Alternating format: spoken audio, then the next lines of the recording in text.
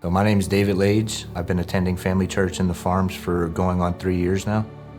So my life before Christ, I suffered with a lot of anxiety and depression, always looking for something that would fill that hole in my heart, and I did turn to drinking and drugs a lot.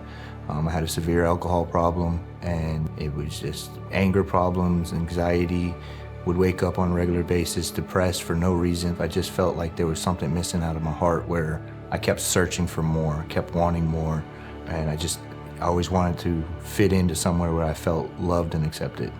So when I turned 30, I told myself that, if you don't ever start working out by 30, you're never gonna do it. So I decided to start joining a gym, and every morning as I was working out, I would see this group of guys hanging out in the VIP room.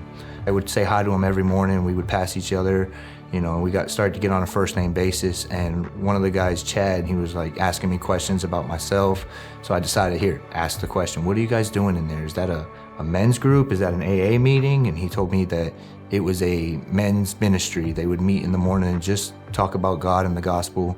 And you should come check it out. And about 90% of those guys were members at Family Church in the Farms. And one of them specifically, David, he would invite me time after time. And then one morning he said, hey, starting this week, they're gonna do a morning prayer session. If you'd like to join me, we're gonna meet here at this time. In my heart, I was just, I wanna go do this. So I went to the morning prayer service, and as I walked in, one fellow looked over and he said, thanks for coming, David. And that turns out that was Pastor Robbie.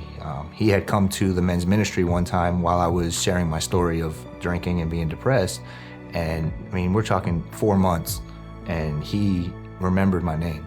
A month after that, I started to go to church. 2 months after I started going to church, it was, I can't miss a Sunday. I would cry when the music was playing. I would cry in the sermon, just quietly over there wiping my tears so that nobody else would see it. But the sermons were really touching me. They were really convicting my heart that I needed to grow a relationship with Jesus.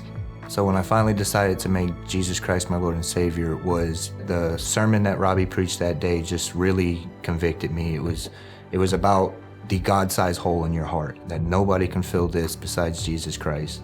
I just felt that day was the day I was not going to wait. I was going to have a relationship with Jesus Christ and start building it from that day on.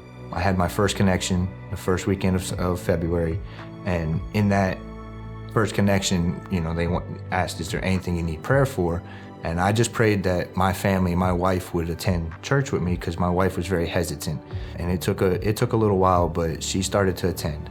After the first time she attends, she told me the same things. I feel so accepted here. Everybody's so nice, and it just felt like a true family to us rather than we were just a number at the church. So the day I became baptized, it was a very great day. A lot of tears that day. And when I got up on that stage and looked out in the crowd and just seeing the people smiling, it felt like a graduation. Your family sitting in the crowd watching you graduate into a better life. When I came out of that water, I felt like this is the new beginning. I'm gonna leave all kinds of stuff behind me. I'm gonna make all kinds of changes, and I'm going to lean on Jesus Christ for everything I need, whether it's in the good times or the bad times.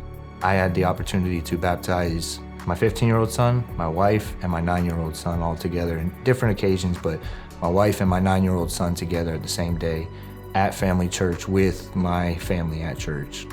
About 4 months ago, I had a conversation with my stepdad, and the very following Sunday he was at church. Him, my mom, and my sister Brandy have not missed a Sunday since that day. And then recently my sister and brother-in-law actually started attending church with me. So I went from being a one chair to a whole row, and we take up a whole row at church now. Probably the most exciting and the most valuable part of my story, I think, is being able to share it to the public so that other people who are in the situation where I was at feel like they have a chance, they have a place to grow and a place to go. You can turn to Jesus and he will forgive you, he will love you, and he can save your life too.